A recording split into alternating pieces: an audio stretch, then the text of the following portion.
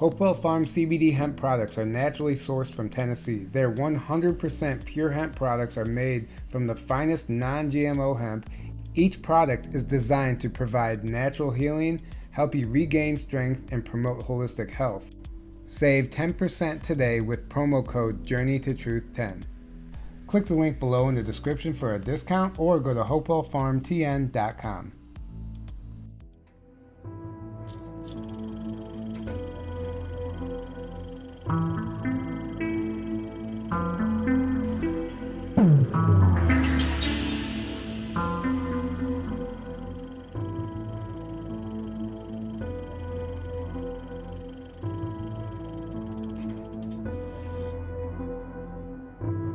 Hey guys, welcome back to the show. Just a few reminders before we get started. If you want to come hang out with Aaron and I, we will be at the SUNFIRE Festival in Aztec, New Mexico at the end of August 25th through the 28th. The early bird tickets are on sale for only $144 for the whole weekend. It's a great deal. We're going to be setting up our Experiences Lounge. We've done it at a few other events. It goes over very well. It gives attendees a chance to share their experiences on camera, and we compile a video and put it on our channel after the event. It's always a lot of fun, but we'd love to see you out there. Come hang out with us. Aztec, New Mexico, August 25th through the 28th. And that link, all the information is in the link below, sunfirefest.com. And we have recently started a Patreon, as many of you know. We just finished our clone webinar, which was a lot of fun. We 2 hours and 40 minutes of a deep dive into clones and holograms, deepfake technology, and mask and all sorts of things. It was awesome. It was a blast, and I think it was our best one so far. So you guys are definitely want to check that out. Right, and it ties in with the SSP topic, obviously the clone aspect, which we'll get into today with our guest, John Whitberg, who many of you may know, but many of you may have not seen yet because this is his first time showing his face on camera. And we'll let him explain why he decided to do that now. And we're glad to have you here, John. How's it going? It's going pretty well. So reason I decided to show my face was partly because it was my understanding that it was at least preferable to do it on this channel, and also because how are people going to know if they knew me if they can't see me? So yeah, I finally decided it was necessary. Well, we're glad you decided. And so what was your reason to begin with for not showing your face? Is it just because the family didn't know who you were, or what? Yes, that, and just in general, I felt safer, but I'm not in this to be safe. So, well, we appreciate your bravery, and thank you for joining us today. And we're excited to get into some of your testimony. I know you've shared a lot of it on other channels, but we're going to try and get into some new stuff as well as some of the the basic testimony, so the people who don't know who you are can have an idea of where you're coming from and why you're here today sharing this with us. So I'd like to just kind of get started from your childhood. I know this started for you when you were 6 years old, and I'll let you tell that story, and we'll just go from there. So if you want to fill us in on how that happened. So there's what I call an anchor memory. It's the one that never went away. I've always had it since the morning after it happened, and it was of being paralyzed in my bed while I'm 6 years old. This portal opens in my wall, and an SS woman steps through. A woman in an SS uniform steps through, and I get levitated up out of my bed and through this portal. And over the years, I always just told myself that can't be real. You were dreaming. Until in 2019, I came across the SSP community. Pretty much just stumbled across it because I heard about MK Ultra I think it was actually on a PBS documentary, and I was looking for info on it, just more out of morbid curiosity than anything, and came across the SSP, and I was like, well, shit. So, and the memories have continued coming from there, on pretty much a daily basis. So whenever you were taken out of your bedroom, you were taken through a portal in the wall, if I'm not mistaken. And where were you taken from there? So from there, well, the portal opened actually directly into the back of a truck, which drove me to Cheyenne Mountain Base, NORAD, which of course is now Space Force headquarters. And which was about 15 minutes drive from where I was living at that time. And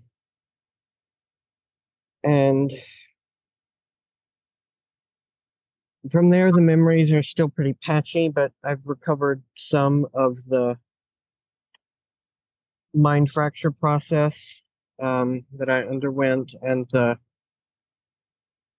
just the general mind control process, which lasted about 6 months before I was sent off planet. Hey, Tyler, sorry to interrupt, but can you check your audio input settings? It sounds like you're not coming through the mic to me. It might be, maybe I'm just imagining that, but it sounds weird. No, you're right. I wasn't. Yeah, there you go. Much better. Okay. Well, I'll adjust the audio. Could you hear me though? Like I could hear you. You might want, you're a little quiet. You're going to want to probably adjust it in the editing. No, thank you for that. Yeah. I was like, I just realized, I'm like, wait a second. Something's off here. Yeah, we were messing with the audio beforehand. Okay. Well, all right. Thank you. So whenever you were taken, what do you remember about the Cheyenne complex? Can you explain to us anything about that facility? Yeah, so it was basically just an underground labyrinth, and it was very hospital-like, and I remember there were a lot of Nazi symbols here all over the place, and there were, just funny because I only saw one Nazi there, but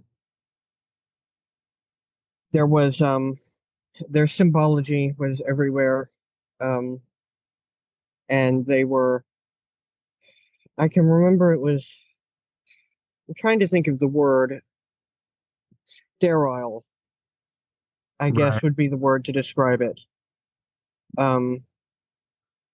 Everything was very clean, very, very impersonal.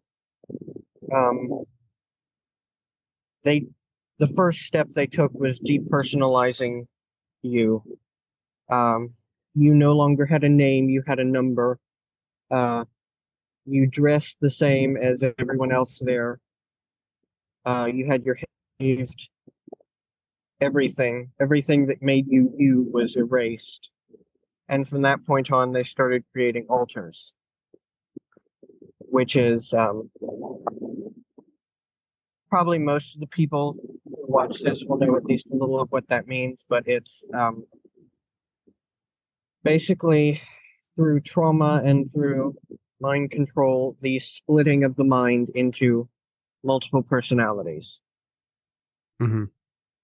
Which is, I won't go into too much detail on what exactly they did because I don't want to get your channel banned, but yeah.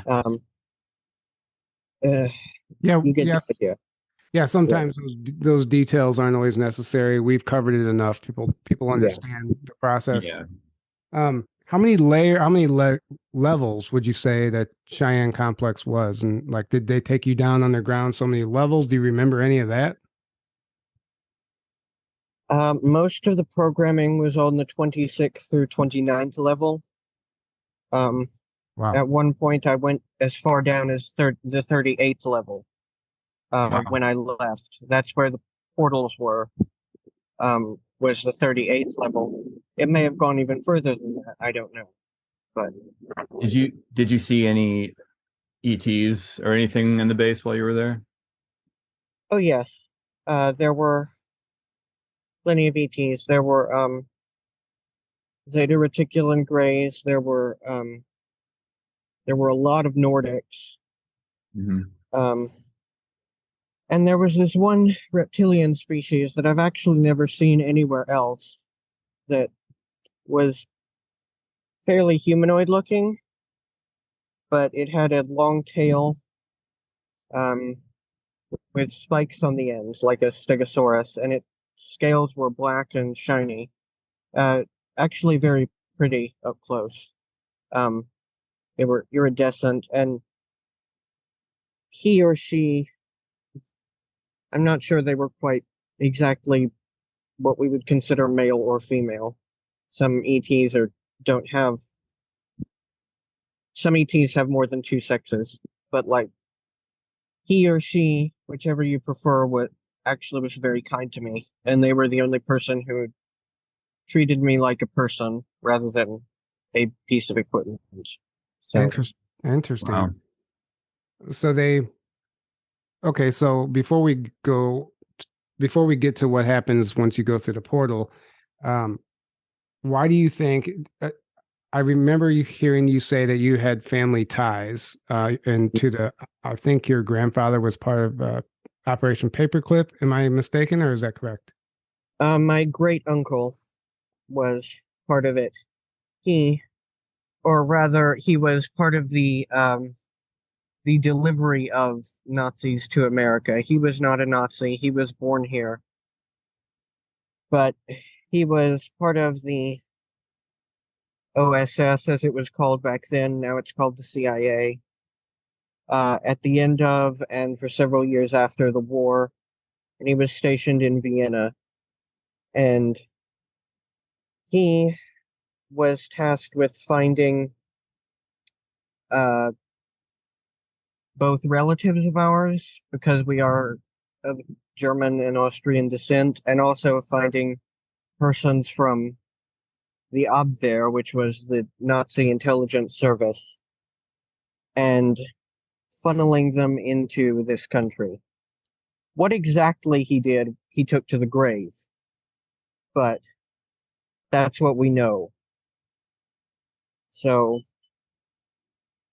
it goes way back. My grandmother has altars. My grandfather, I believe, does, but they don't show themselves very much. My grandmother quite visibly has them. My mother had them. My aunt has them. So all on my mother's side, we're very much a mind-controlled bloodline. So can you talk a little bit about the deal the Germans made with the United States, I guess, as far as giving them children in exchange for whatever, or in exchange for not invading? Yeah. So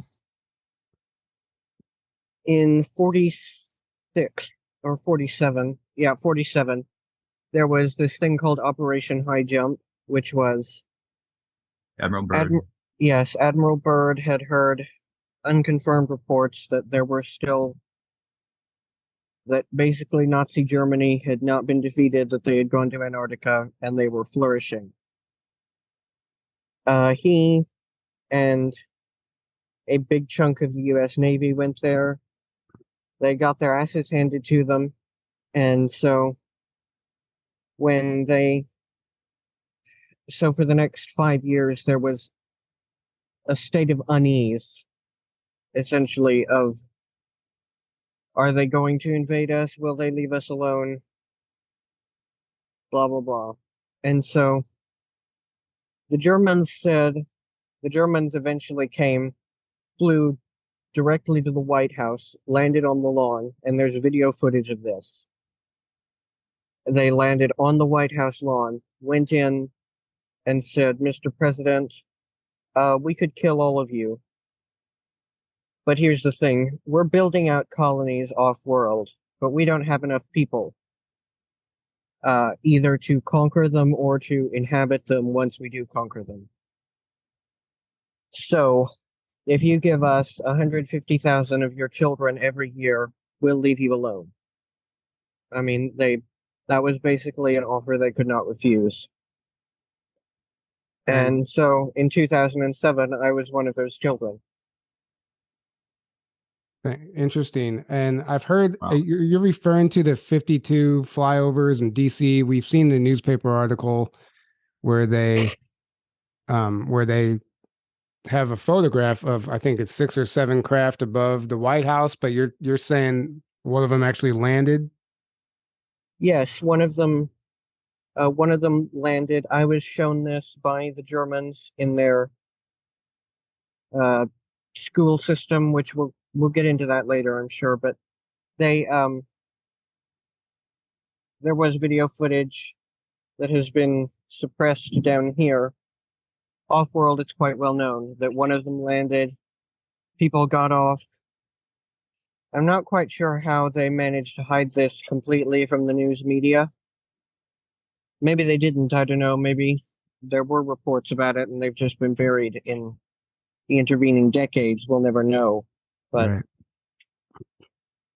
Right. So whenever you were taken to the Cheyenne complex and brought through a portal there, so you were portal out of your bedroom into the back of a truck, taken to the Cheyenne complex, you're taken down to the 38th level below ground where you were portaled to the moon, if I'm not mistaken. Yes, to the North Pole of the moon, and didn't see much, just me and these other kids. There were maybe 25 or 30 kids, not very many. We were walked directly to a shuttle. The signs in that base and everything, that was entirely German. German flags, German language signs, German-speaking staff, all of that. We were walked directly from there onto a shuttle, which flew onto a mothership, and then we basically just we didn't get off the shuttle. We stayed seated in the shuttle even as it was on the mothership. So we were there for 18 hours as it flew to Vega Prime. And we got off. Our shuttle, the Cheyenne Mountain shuttle, only had maybe 25 or 30 kids, but there were this mothership had a delivery of about 200, who I'm assuming must have come from other bases. Mostly American kids. There was one shipment of kids who were, if I'm not mistaken, I believe they were Colombians. And there was one shipment of Japanese kids, and the rest was all Americans. And got off the shuttle, and we were saluted by officers. We had a carpet rolled out for us, which had, of course, we didn't know where we were yet, but it's what I now know to be the flag of the Vega colony. And there was a banner up on the arch at the end of this hallway. It said, "Sieg Heil der neue Jugend." Hail victory for the new youth. So essentially from then on, we were a part of their civilization. And we were trying to remember the exact sequence of events. You basically went to school. Yes, I did. On their planet. Basically, yes.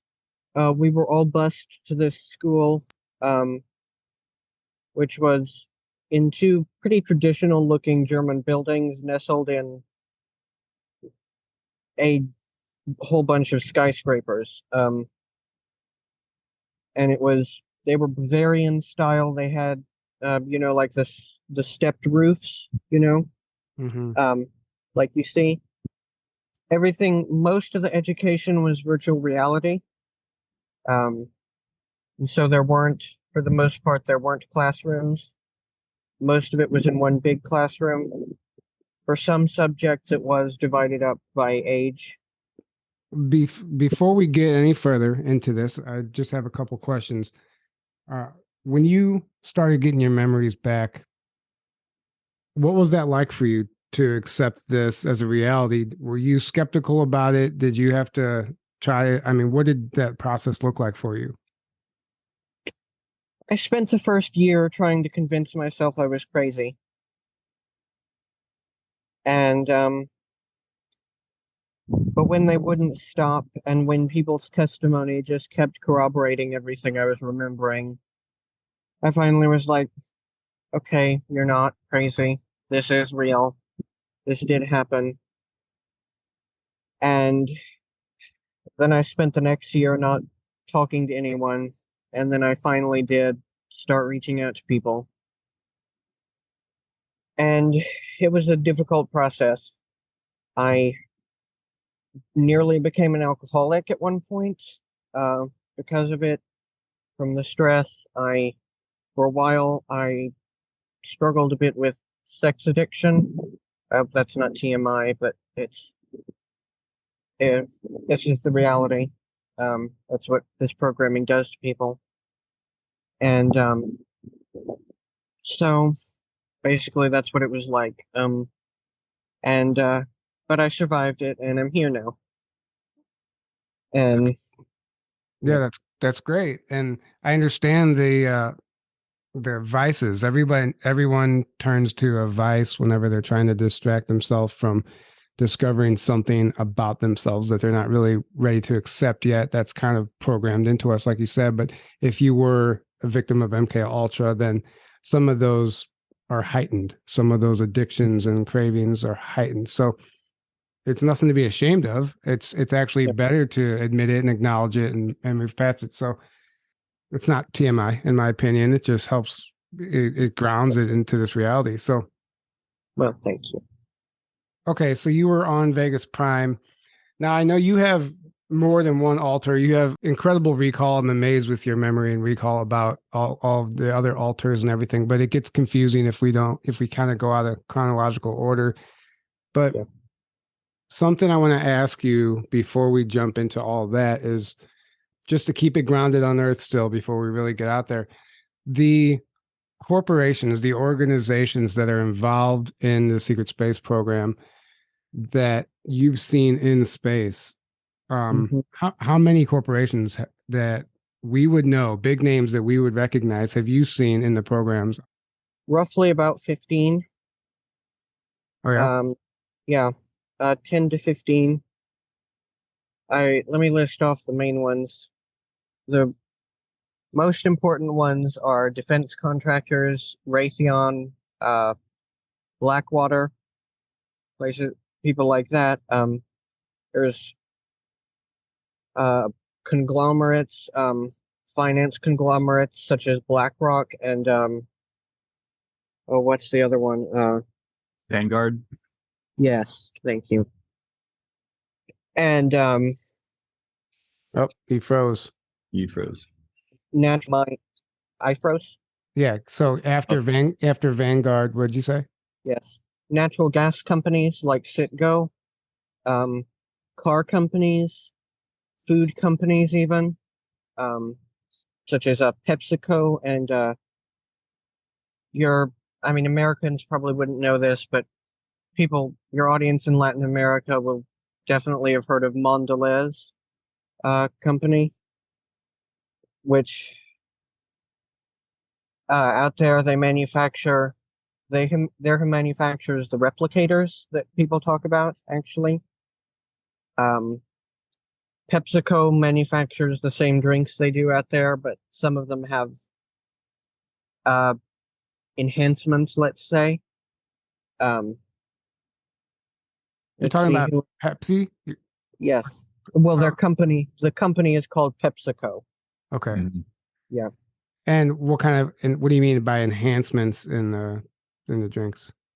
They make special ones. They make the regular ones like you could get here too, but they also make special ones that have nanites, which can give abilities to people. So there's ones that can give you added strength. There's ones that can make you telekinetic. There's ones that can give you I'm trying to remember pyrokinesis, which is controlling fire. And what about like learning a foreign language or yes, you can do that. There was one of my alters who had to learn Russian, and because he could afford it, because not everyone can afford these things. They're very expensive, but my alter could afford to buy one of those drinks that had the Russian language in nanites that went straight to your brain. So as soon as you finished drinking that, you knew conversational Russian or whatever language you needed to know. Wow. So what other companies, you weren't finished listing them. I'm just curious. Yeah. We see these names every day. Yeah. There was Kodak company. They're out there. There's a lot of natural resource companies out there. I mentioned Citgo, but also Valero has a presence out there. There's a company I can literally never remember the name of, but it's the main Chinese natural gas company. They have a presence out there. Samsung Corporation is out there. Lots and lots of people are out there. Right. That's pretty incredible and not surprising at all. We've heard that from other testimonies, but to get a list like that's really interesting. It makes perfect sense. If they're running the show here, they would have, real estate and other planets as well. Mm-hmm. As far as the cloning aspect of all of this, we just finished our webinar, so we're kind of fresh on the clone topic. What percentage of people are cloned and what percentage of people are actually, it's their real body, it's them? I think there's a difference between the German space program and the American space program. Maybe you can help us understand that. Yes, the Germans use your real body because their technology that they have for regeneration, people always think of the med beds. The Germans don't have med beds. They have regeneration tanks, which they also, to put it very simply, they also will regenerate any damage which was done to your soul. And the med beds can't really do that. And because clones have two souls, it's impossible to keep an alter in a clone. All right, I'm going to stop you for a second because I have some questions. Sorry. So, yeah, I'm not wording it very well. I'm trying to think how to word this. So you're saying that the Germans use your original body and take you to the programs and then age regress that body through whatever method they use, possibly a regen tank or something of that nature. And the American space program, they use clones, and they'll take your consciousness and put it in a clone. Now, what do you mean when you say clones have two souls? They have, whenever you print out a biological body, it will have a soul attach itself to it. It can't be stopped. But it also has a piece of the soul of whoever they were cloned from. And the soul that attaches itself, inevitably, is constantly trying to push out the piece. And eventually it will succeed. And if the clone dies and gets regenerated, then it always succeeds. They cannot put the piece back. So a clone has a piece of the soul of whoever it was cloned from, and then it has a soul that attaches itself, because whenever you make a physical form, a soul will automatically find its way there.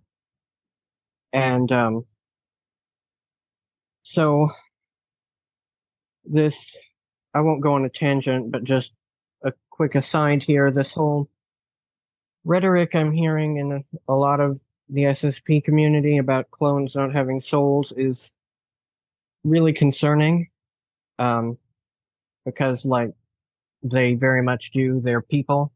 They just came from a test tube, and rather than a womb, but that doesn't make them less human. And so that's why the Germans would rather not have the bother of having to make you a new clone every time you die.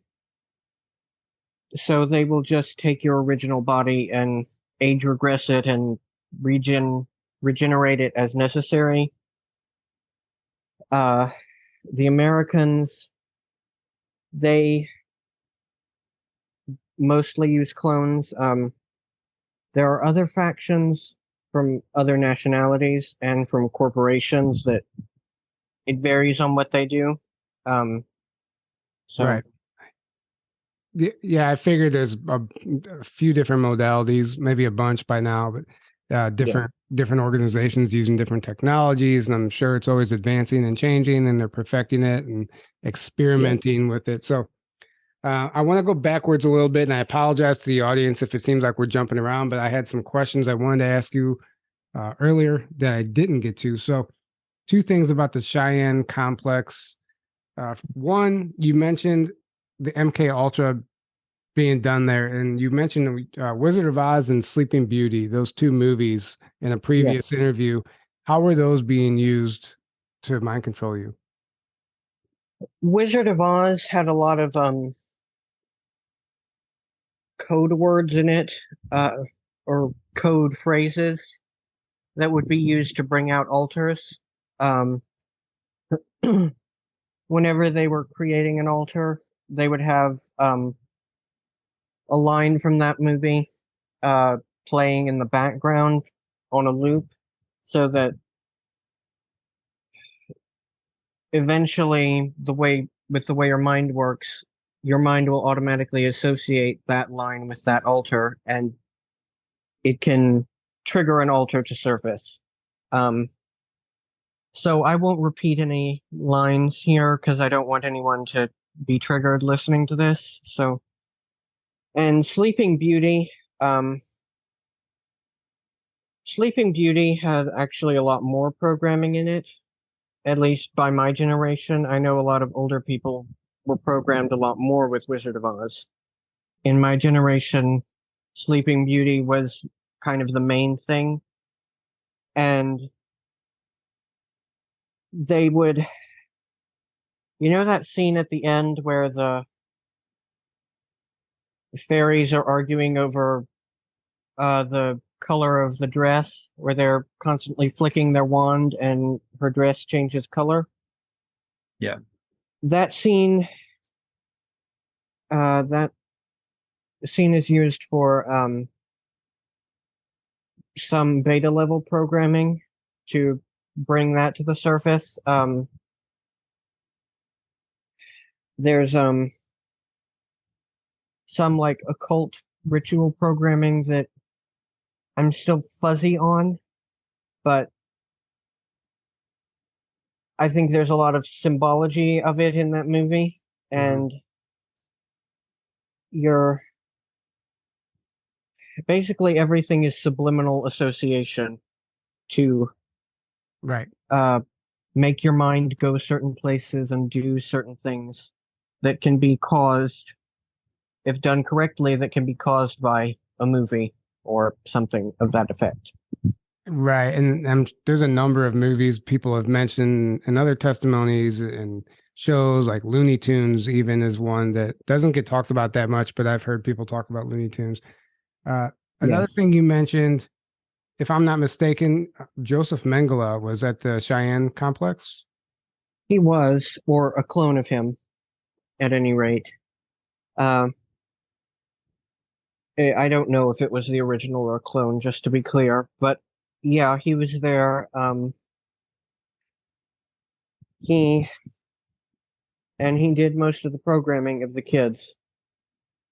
I don't know if he still calls himself Dr. Green, as many people have testified, because names are very difficult for me. But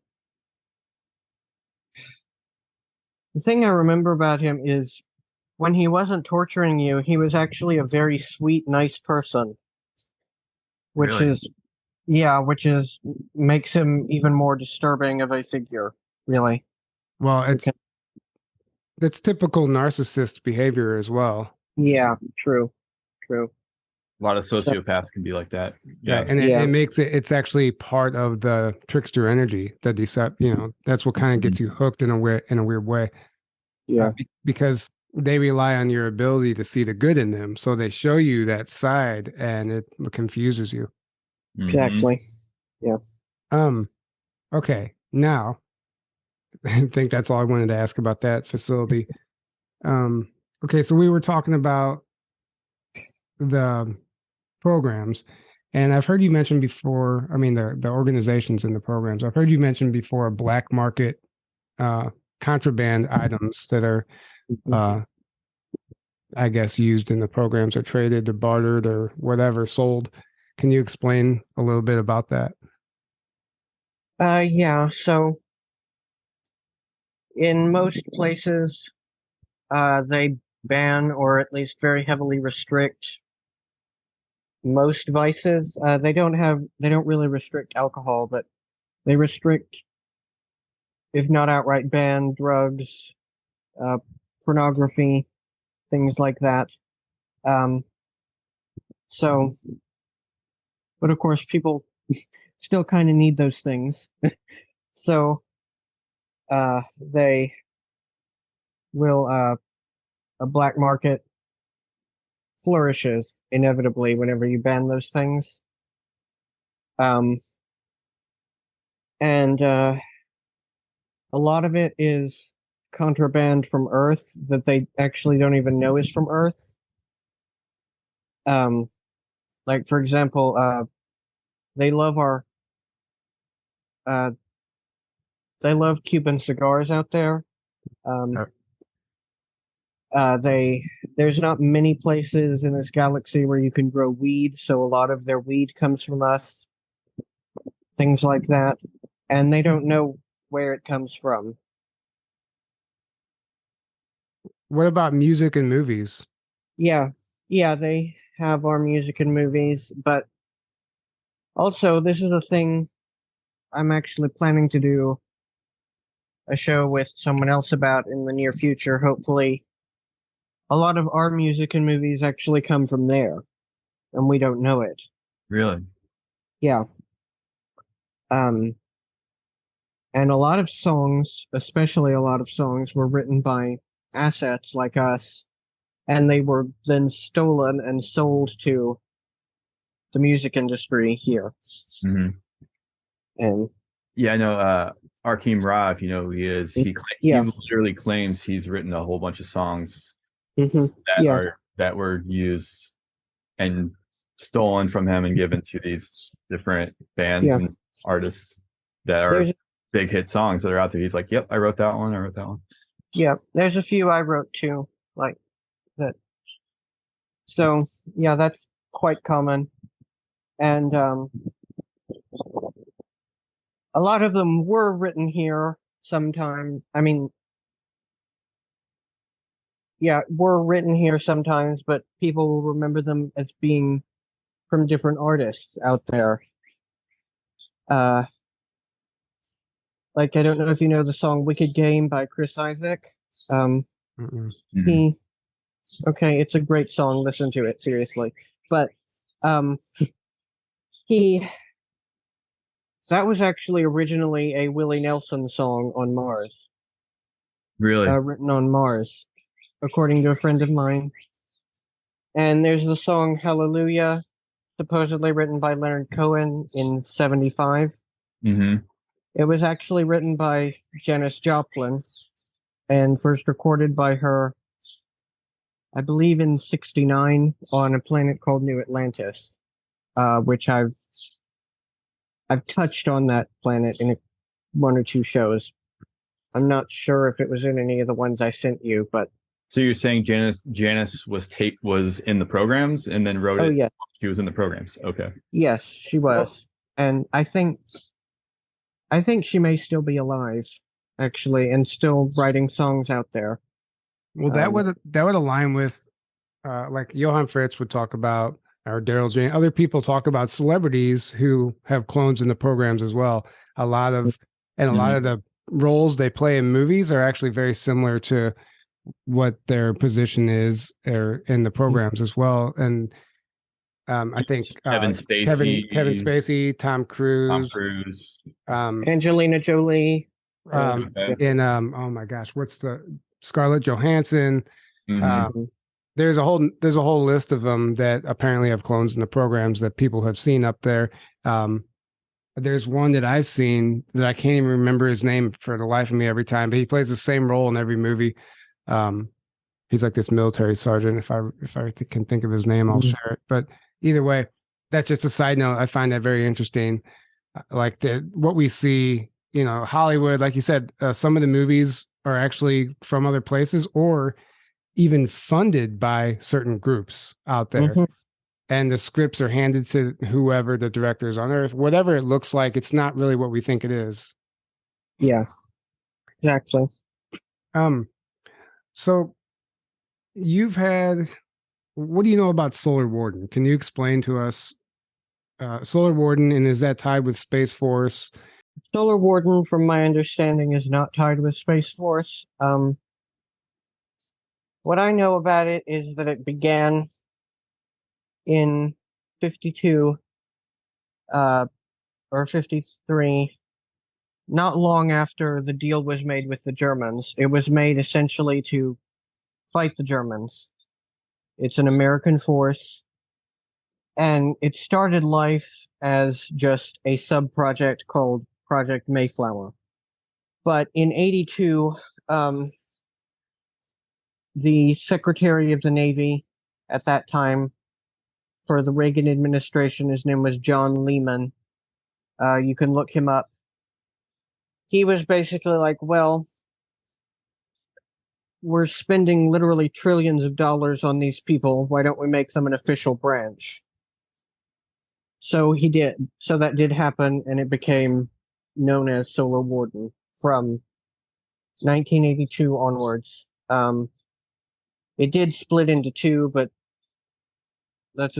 Solar Warden is still a convenient catch-all term that people use for it. So, did you serve in Solar Warden? Do you have any memories from that? Yes. My alter Adam, he did 50 years of service with them from 1969 until 2019.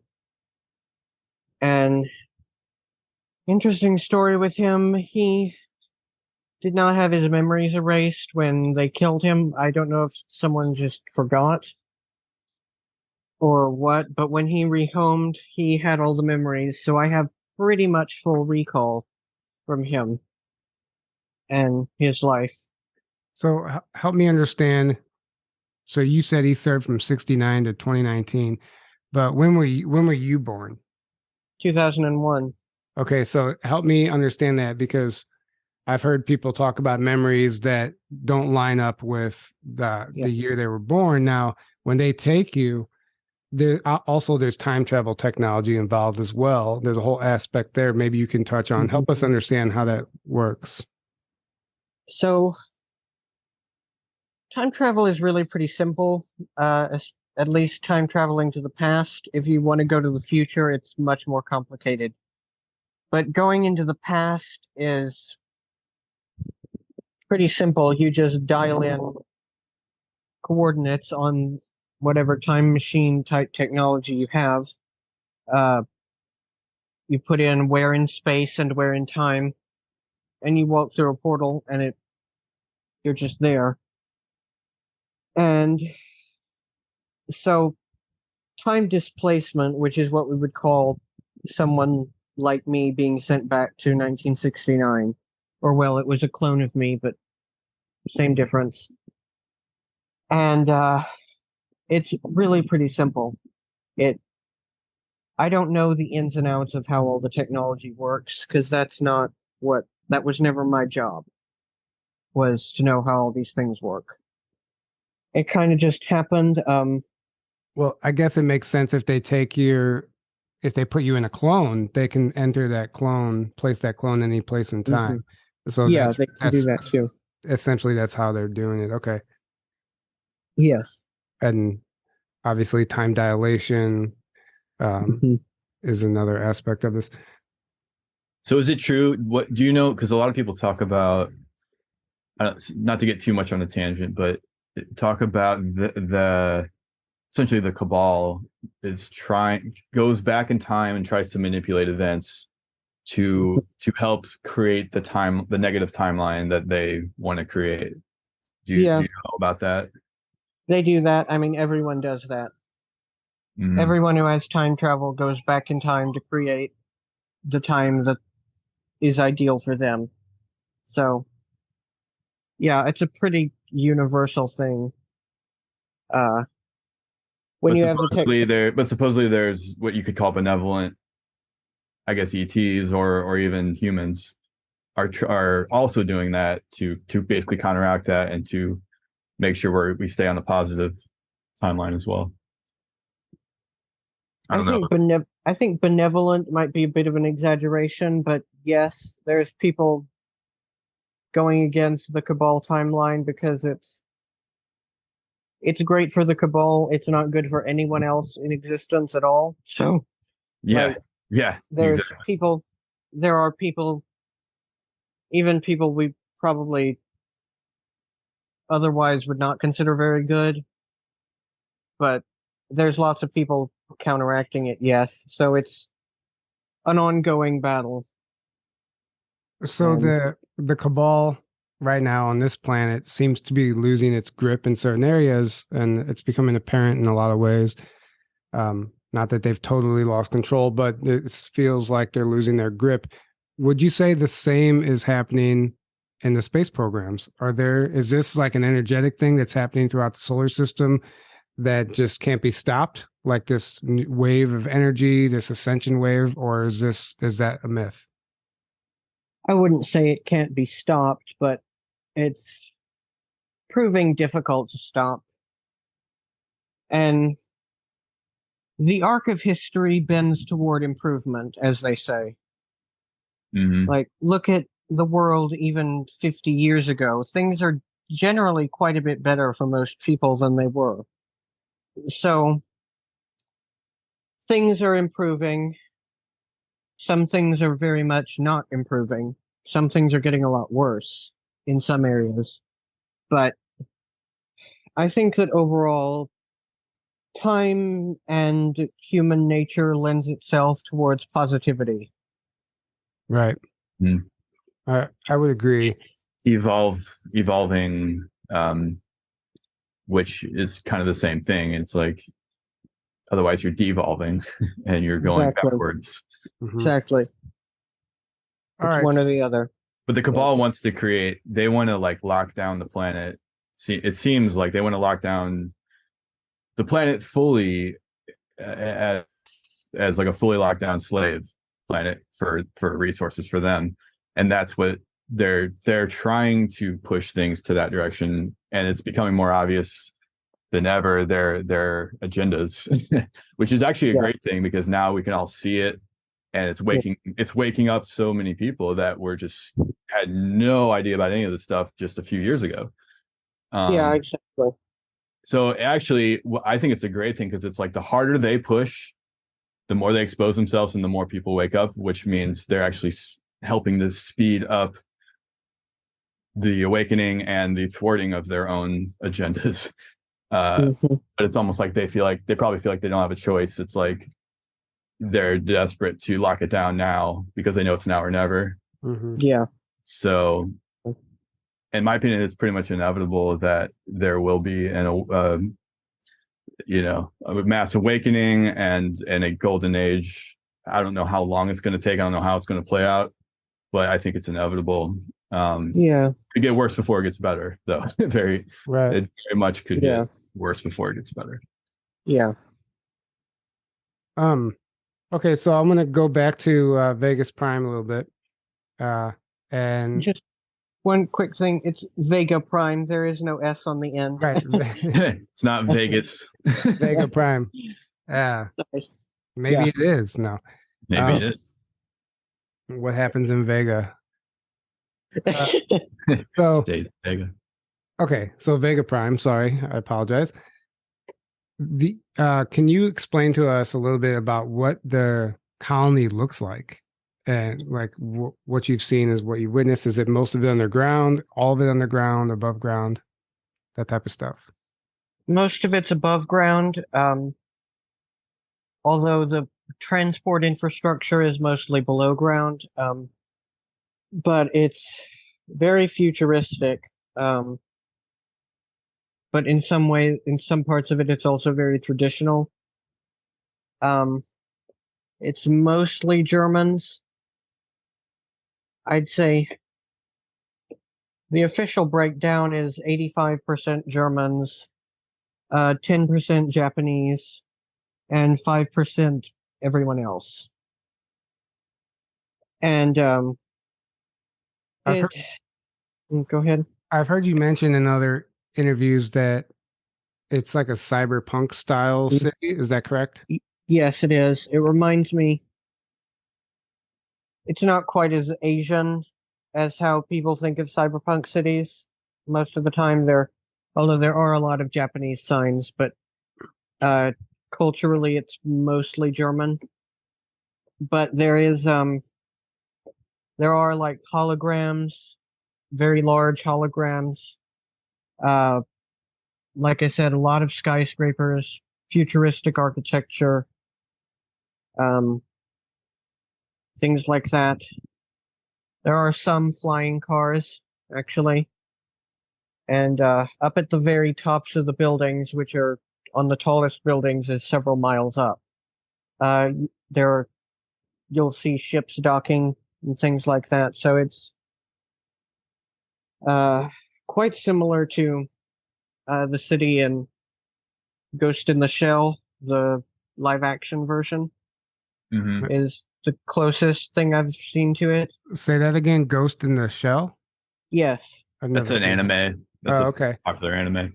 It also reminds me of what we see depicted in Star Wars movies, like episodes 1, 2, and 3. Some of those very cyberpunk-like cities, and also Total Recall. The cities in that movie, which interesting where they get the idea from. Yeah, that's very typical colonial style out there. That's how most colonies tend to look. At least most German and Japanese colonies.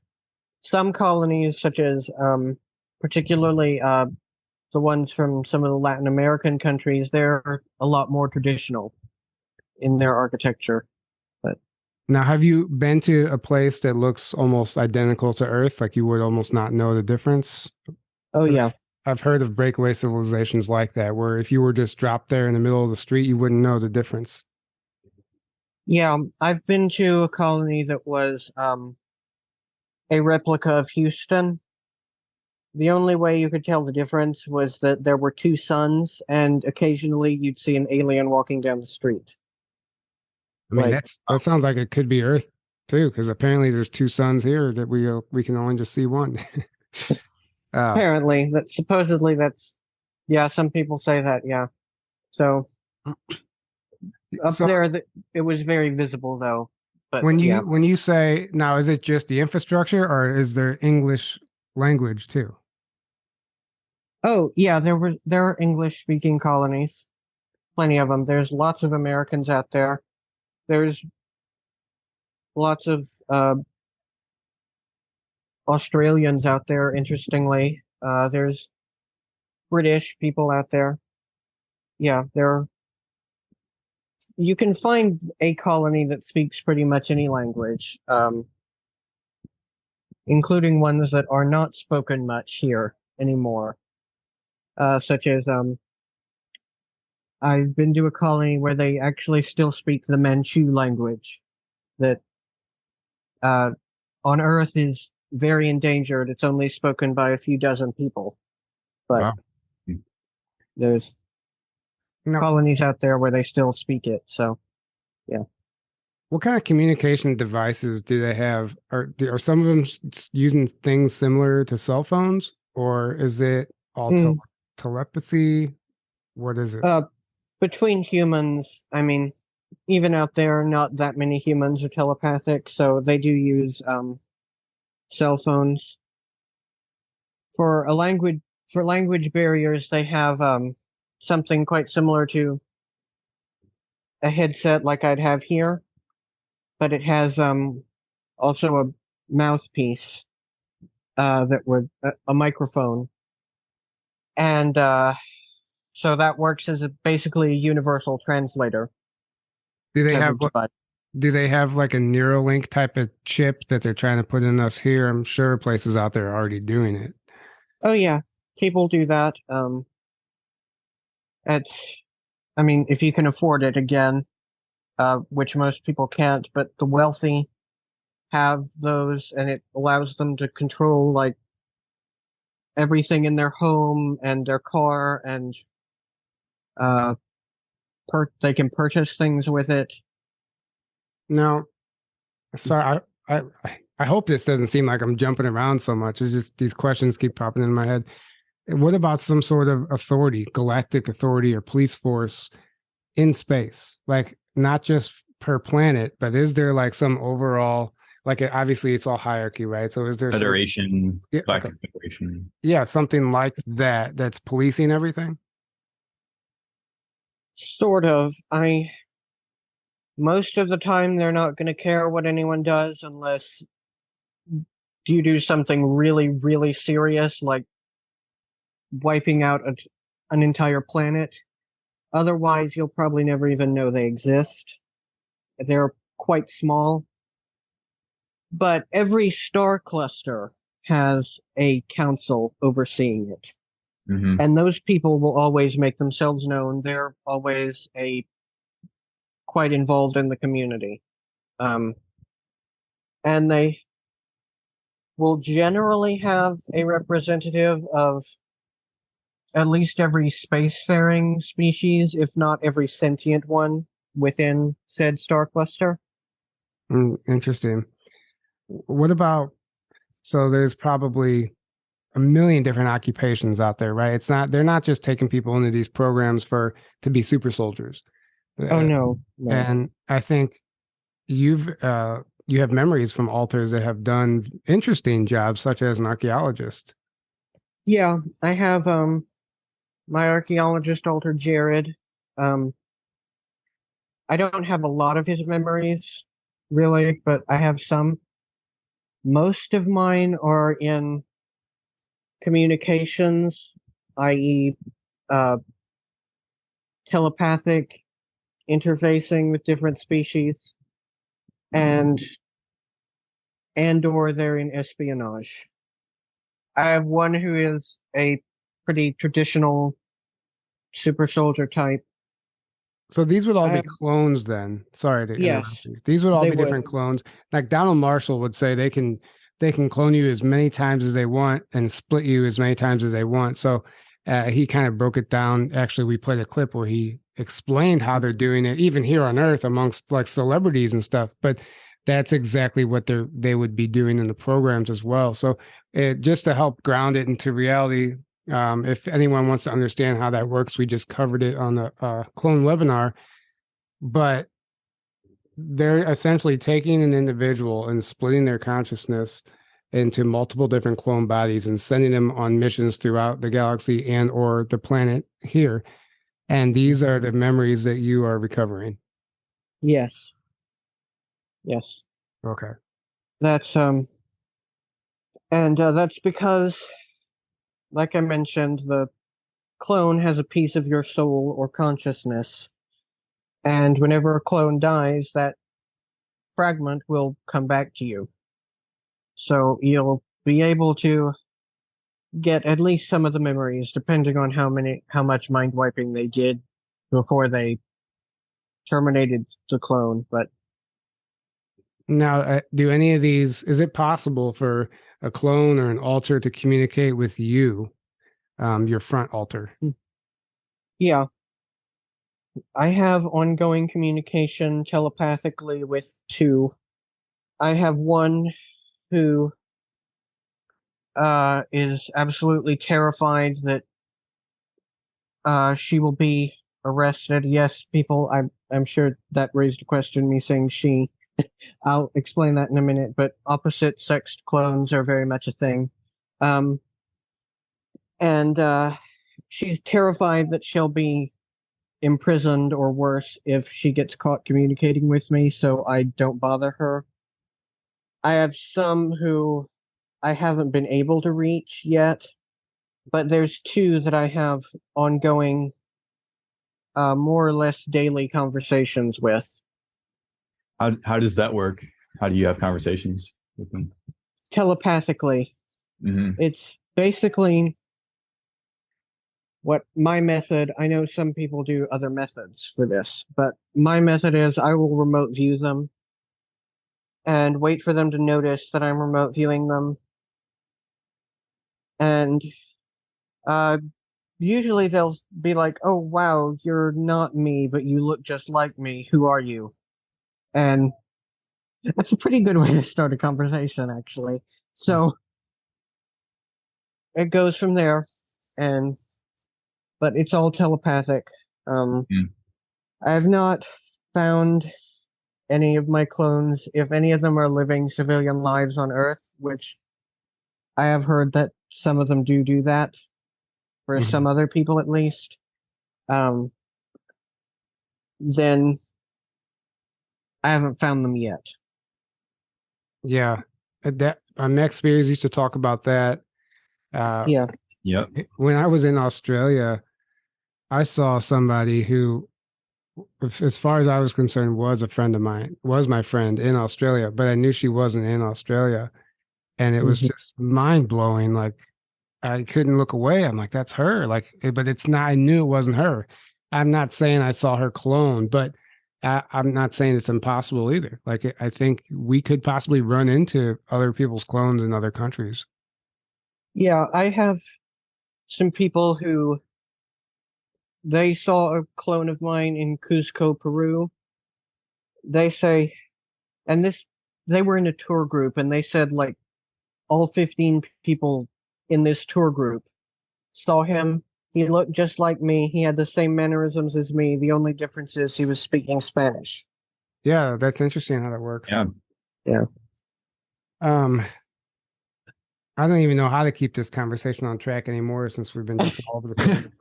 I have questions about your other alters and stuff like that, but I guess we'll just keep it more of like the overall perspective for this interview, just because I would just want to keep it somewhat on track. I heard you mention before that so there's not all bad Dracos, right? Not all of them are bad. And there's actually a faction, not all of them like eat people and drink blood and do all that stuff. And they've actually been warring amongst each other. There's a group of the positive Draco that have been trying to essentially stop them, that are not okay with that. Can you explain that a little bit? Yeah, so there was a thing called the Orion Wars in this galaxy. And who all the factions were is still not entirely clear to me, but there were some Dracos who were basically sympathizers with the Orion cause. And they were granted asylum within the Orion system. And so their descendants they've still been brought up that way with those kind of politics.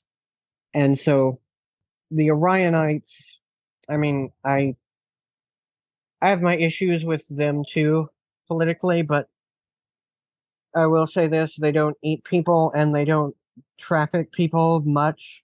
Some of them do a little bit, but not much. So that's basically how that came about. So yeah, there are plenty of good Draco who know that eating people is not okay. They don't eat any sentient creatures. They still have to eat meat because they have to be alive. But they don't eat anything sentient. And I want to make it clear that 99% of Draco don't even know that these things are happening. They're like us, where it's the top 1% who knows these things are happening. Maybe another 1% knows these things are happening and is powerless. And the remaining 98% of them are just people existing and just living life, and they don't know anything. So, and so that's how like, most. Oh, sorry to cut you off, but it'd be like, because as we know, like the Nazis are all over space. Like you're talking about these regressive humans, for lack of a better term. It'd be like ET's demonizing all humans because all they've interacted with are these psychopathic negative ones that are going around space, dominating and trying to take over everything and enslave people and stuff. So it's not fair to demonize any entire race. It would be like if you heard a story about like some guy in China who murdered 3 kids. The next time you saw an Asian-looking guy, you went up and started harassing him. You wouldn't do that. Right. Thinking all Asians are like that. Yeah. Okay, so I guess to finish this out, I'm curious about. I think you said your Adam altar, the one who you have basically full recall of from Solar Warden. Mm-hmm. Maybe you could kind of share some memories from that altar and what that life looked like, and then we'll wrap it up after that. Okay. What he did was essentially border security for this solar system. At the, I'm not sure if this is the official name, but people call it the Europa Galactic Checkpoint. There is a huge wormhole next to Europa that leads all around the galaxy and even to some other neighboring ones. And the checkpoint for it is on Europa. And what this Adam guy did, when the ships landed, he would basically be asking for papers. He would be there like, I need to see your license and registration to be using this route. I need to see a cargo manifest, and you need to let my people search your cargo, make sure there's nothing contraband, blah, blah, blah, all those things. And so he did occasionally for like little one-off jobs because of he had an incredible talent particularly for reptilian species. So he would sometimes be in demand for other checkpoints not on Europa. He would sometimes go to the one on Mars that's known as Port Victoria, which is in the Victoria crater. He would go to the one on Titan, which is next to the new Nuremberg city colony. He would go to one on a space station that was around Uranus, and a few others. But that's basically what he did. So Solar Warden, I guess I was under the impression that they just monitored what was happening on Earth. So this is way beyond that. They're ICE. They're like our version of ICE for the solar system. They're general security and also for attacking the Germans, which Adam did not do, and he wasn't even that was happening was above his pay grade even. So those are their 2 main roles. Is that all you remember from that altar, or is there anything else you can tell us about that life as far as, like, I don't know, like you said, he was going to these different bases or these different portals or whatever. What type of ship was he stationed on? Do you know things like that? He would, for short distance travel like that, they would just go in shuttles. And they looked pretty much the same as the ones in Star Wars, actually, the box-shaped ones with the legs that fold out. And he considered it a very boring life. I consider it kind of fascinating because of all the different species he would see, even on a daily basis, because so many people use that portal. What kind of species would you see? Oh boy, lots and lots of kinds of reptilians. Oh my gosh, so many kinds of reptilians. Different species of humans. Because believe it or not, we're not the only species of human. There's ones out there with green skin. There's ones that are 20 feet tall and have wings. There's all sorts of. And they're still considered humans. Yes, if you run a DNA scan, it comes up as a variation of human. Wow. So, yeah. I mean, I imagine blue skin. I've heard people talk about blue skin humans as well.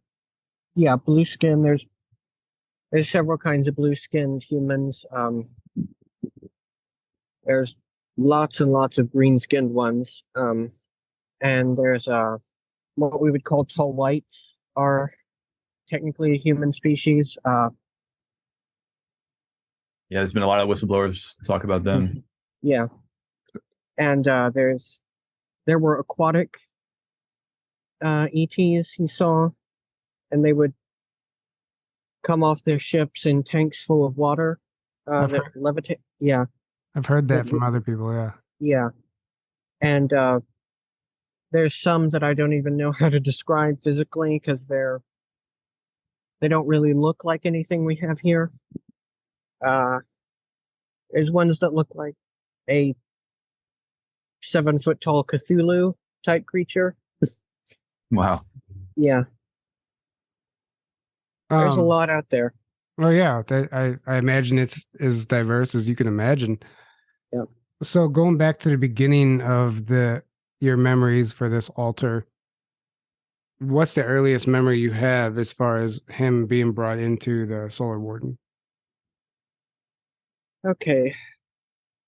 He woke up one day, with no memories of anything, with full amnesia, because he didn't have memories of anything.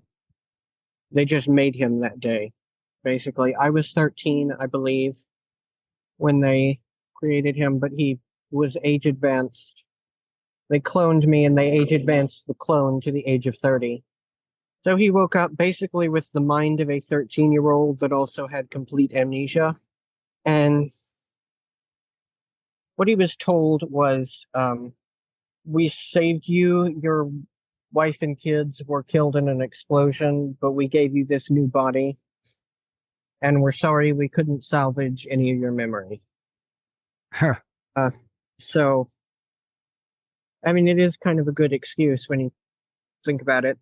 And that was their explanation. And they also, the implication was, we saved your life, so you have to come work for us. Right. Okay. That makes a lot of sense. Yeah. They basically leave you without a choice. You just wake up in this situation. And just to corroborate what you're saying about age advancing the clone, we just covered this also. The information we came across said that they would typically age advance a clone to age 20, but obviously you said age 30, but still corroborates with them even doing that in the first place. It takes a lot of the complications out of just the childhood. There's no reason to. They can teach everything to the clone adult in about 6 months that it needs to know, as far as how to eat, how to use the bathroom, basic body functions and stuff like that. And from there, they can basically program them. Mm-hmm. Exactly. So they do that. And one of the things was Adam was also He was in several hybrid programs, kind of consensually. I mean, he was consensual. He did not say he consented to having children with these ET women. He was sleeping with them consensually, but he didn't know it was meant to result in kids until later on someone let that slip. And so he was like, great, so I have kids all over the galaxy out there. Probably. And yeah. Interesting. That kind of tore him up, that he found out he had a bunch of kids he would never be allowed to see. Right. The hybrid program is an interesting topic. Obviously, tons of people on Earth here have spoken about it, remember it, been involved, including myself. I've mentioned it on previous shows and interviews before, but it doesn't surprise me at all that it's happening everywhere out there. And then that's an entire different rabbit hole, a different discussion for another day. But so at what point, so he was told that basically they saved his life, so he had to serve. And then that's whenever he was essentially just stationed at that wormhole outside of Europa, did you say? Or yes, Europa, moon of Jupiter. He lived on the base there in this little broom closet of an apartment, like if you could even call it that. It was basically a rented room above a nightclub, very noisy at all hours of the day and night. It took him several years to adapt to that and be able to sleep, but compared to some of my other alters, it was actually a pretty okay existence, you know. Yeah, I mean, it doesn't sound nearly as terrible as some of the other ones we've heard. So, well, wow. I mean, we've been all over the place today, guys. Thanks for sticking with us. Is there any last thing you'd like to share with us about that altar or anything else before we wrap this up? I don't think so. Thanks very much for having me. Yeah, absolutely. Thanks for joining us. Thanks so much. We appreciate this. Is there a way you want to let people know how to find you or how they can follow you? Yeah, I'm on Facebook under my same name, John Whitberg. And I sent you my bio, and it has my email address in it. So people can also reach me there. You're more likely to get a hold of me quickly if you do it on Facebook. So I'd prefer you do that, but if you can't, email also works. Okay, great. Well, thank you for joining us. Thank you for deciding to show your face for the first time. We appreciate that. We appreciate your bravery. I think you're doing great things, and please continue sharing. And we love you for it, and stay safe. Thank you guys for tuning in. We love you guys as well. We can't do this without you, like I always say. So until next time, have a great evening and good night. Good night, guys.